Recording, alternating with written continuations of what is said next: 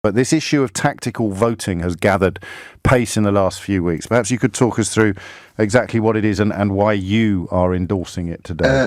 Yeah, I am. Well, I think this. First of all, this election is unique like no other, and so I think the sort of request that I'm going around with, and a number of other people, is to vote tactically because to get rid of the government, and that just means quite simply, whatever constituency you're in, whoever the main contender for the incumbent Conservative, if you're in a marginal constituency, if the main contender is Liberal, then vote for the Liberal Democrats, and if the main contender is Labour, then vote for the Labour candidate. And I'd add that I think this is particularly unique because I think it's about something more fundamental than party politics, and indeed many One Nation Conservatives feel the same about this, and have sort of cut themselves loose from their normal party loyalties because they realise what's at stake. It's about sort of way we conduct ourselves, about common decency. And I think that it's not actually just about Brexit. It's about the fact that this particular Conservative administration, and I have many friends who are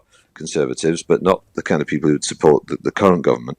This is about a sweep of right-wing populism across Europe. And if you vote for Boris Johnson's government, you are party to that tsunami of intolerant politics based on people's prejudices, people's vulnerabilities, their insecurities, and it's the worst kind of political conduct. There used to be a thing called common decency, and even Conservatives I disagreed with used to adhere to it, and I think that's no longer the case. So there's much more at stake this time round. Indeed, I hear you. I also need to remind my listeners that you're expressing a deeply held opinion with which many people would take issue.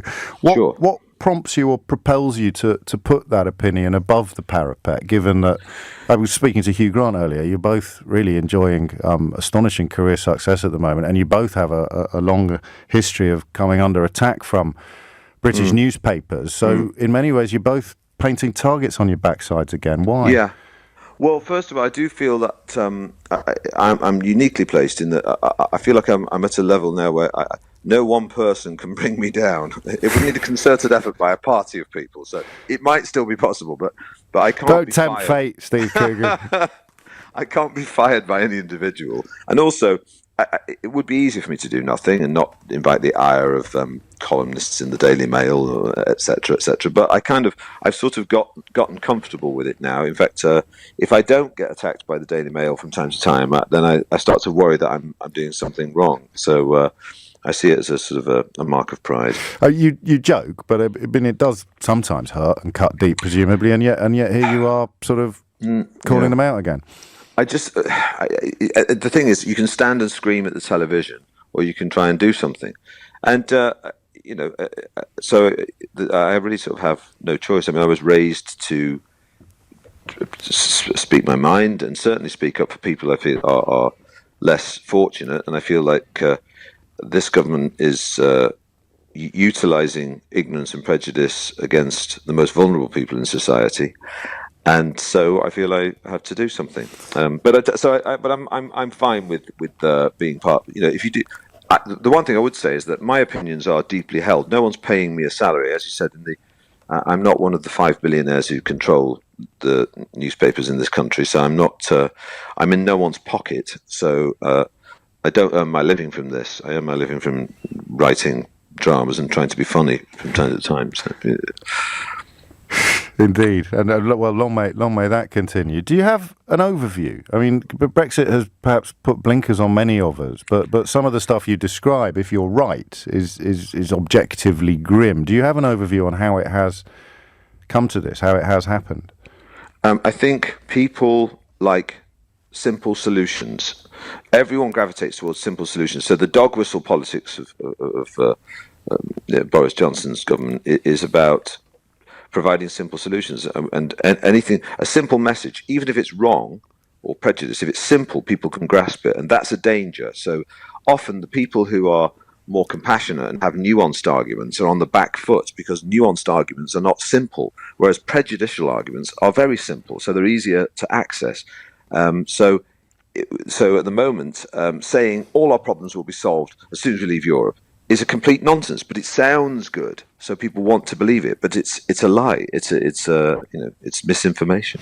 The only sort of positive thing I can take from it is that when there are people who are pushing the politics of the hate mongers, as I call them, there are people of all political persuasions who do tend to put aside their differences when things of great magnitude are at stake. So I find there are people, I have friends in the Conservative Party and Liberal friends, and they understand, I think, what's at stake, and so they're completely empathetic to what many of us are trying to do, which is to vote in a way that you might never have considered before.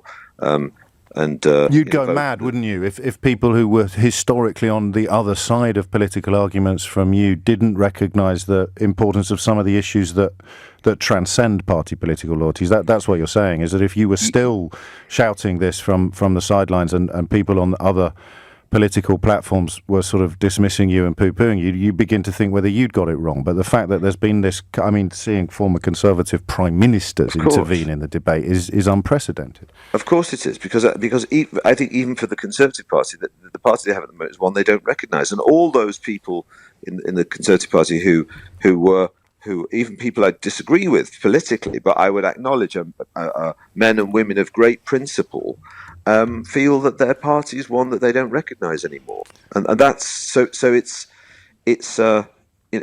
just a case. And I think if there was no overall majority, then it would discredit the current Boris Johnson government, and then the real Conservatives, the ones with integrity, can wrest back their party to what I think they wanted it to be.